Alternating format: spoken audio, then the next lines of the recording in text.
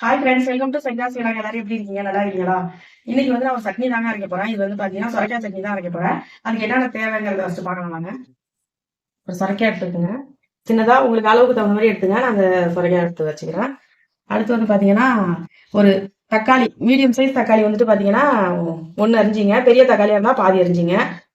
இப்போ வந்து பார்த்தா உப்பு தேவைப்படுது, பச்சை மிளகா, புளி, பூண்டு ஒரு 2-3 பல்லு பூண்டு, சின்ன வெங்காயம் ஒரு 10 வெங்காயம் அரிஞ்சு வச்சிருக்கேன், தேங்காய் ஒரு 2 ஸ்பூன் தேங்காய், கருவேப்பிலை கொஞ்சமா தாளிக்கிறதுக்கும் இது வந்து சட்னியில போடுறதுக்கும், காஞ்ச மிளகா, பச்சை மிளகாவும் போடணும், காஞ்ச மிளகாவும் போடணும். ரெண்டுமே போட்டாக்கா கொஞ்சம் நல்லா டேஸ்ட் கொஞ்சம் நல்லா இருக்கிற மாதிரி இருக்கும். ரெண்டுமே சேர்ந்து போட்டாக்கா இது வந்துட்டு எல்லாமே இப்போ வதக்கிறதுக்கு கொஞ்சமா எண்ணெய் எல்லாத்தையுமே வந்துட்டு நம்ம வதக்கிட்டு வந்துடலாம். ஃபர்ஸ்ட் இந்த சுரைக்காவை வந்து நம்ம கட் பண்ணி எடுத்துக்கலாம். இது நல்லா பிஞ்சு சுரைக்காங்க இது. இதை வந்துட்டு நம்ம தோல் செத்திக்கலாம். இது செத்தி எடுத்துக்கலாம் தோலெல்லாம்.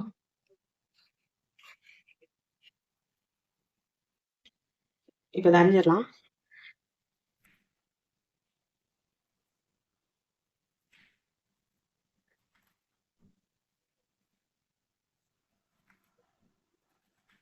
நடுவில் வந்து பாருங்க விதை அந்த அளவுக்கு இல்லைங்க. இதை அப்படியே கட் பண்ணி போட்டுக்கலாம். அந்த பாருங்க விதையெல்லாம் இல்லை. இதை அப்படியே கட் பண்ணி போட்டுக்கலாம். முத்தலா இருந்ததுன்னா அந்த விதை மட்டும் போடாதீங்க. கொஞ்சம் பிஞ்சா இருந்துச்சுன்னா அந்த விதை போடுறதுல தப்பு கிடையாதுங்க, போடலாங்க. இந்த விதையே பிடிக்கலன்னா அதுல அப்படியே அரிஞ்சிக்கலாம். இப்போ பாருங்க இது மாதிரி நாம பிடிச்சி அரிஞ்சிட்டாங்க. இப்போ நம்ம வதக்கி எடுத்துட்டு வந்துடலாம். எண்ணெய் ஊற்றிடலாங்க.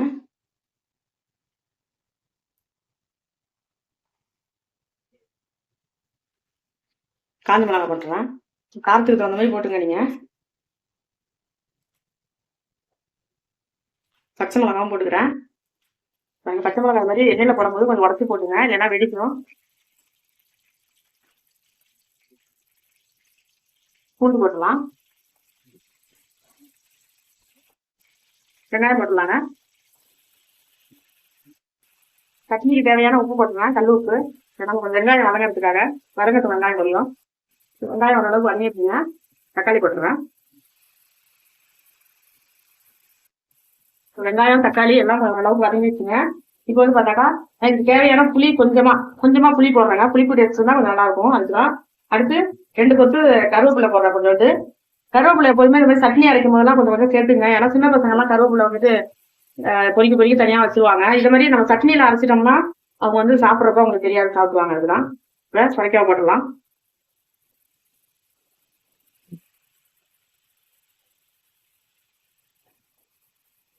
கொஞ்சம் வதக்கலாம் சுரைக்காய் போட்டு.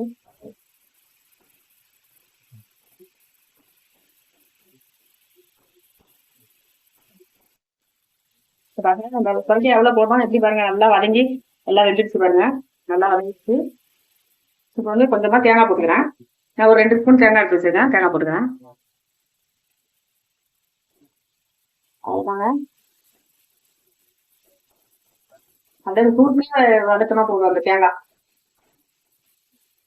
அவ்வளோதான், ஸ்டவ் ஆஃப் பண்ணிடுவேன். இப்போ இதை நான் இதை ஆற வச்சுட்டு சட்னி அரைச்சிட்டு வந்துடுறேன்.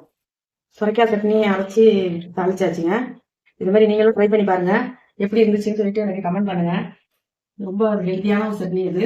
எந்த சட்னி அரைக்கும் போதுமே அதுல வந்து பாத்தீங்கன்னா உங்களுக்கு கருவேப்பிலை கொஞ்சம் சேர்த்து அரைச்சிங்க. நம்ம குழந்தைங்களுக்கு வந்து முடி வளர்ச்சிக்கு, நல்லா வந்துட்டு கண்ணு வந்து பார்வை எல்லாம் தெளிவா இருக்கும். எல்லாத்துலயுமே கருவேப்பிலையை வந்து சேர்த்து கொஞ்சம் அரைச்சிட்டோம்னா அவங்க சாப்பிடும்போது அதை சேர்த்து சாப்பிடுவாங்க. நம்ம வந்துட்டு குழம்பு ரசம் இதெல்லாம் போட்டோம்னா தனியா பொறுக்கி வச்சிருவாங்க. இது சொரக்காய் சட்னி ட்ரை பண்ணி பாருங்க, எப்படி இருந்துச்சுன்னு எனக்கு கமெண்ட் பண்ணுங்க. இந்த வீடியோ உங்களுக்கு பிடிச்சிருந்தா லைக் பண்ணுங்க, ஷேர் பண்ணுங்க, சப்ஸ்கிரைப் பண்ணுங்க. நன்றிங்க.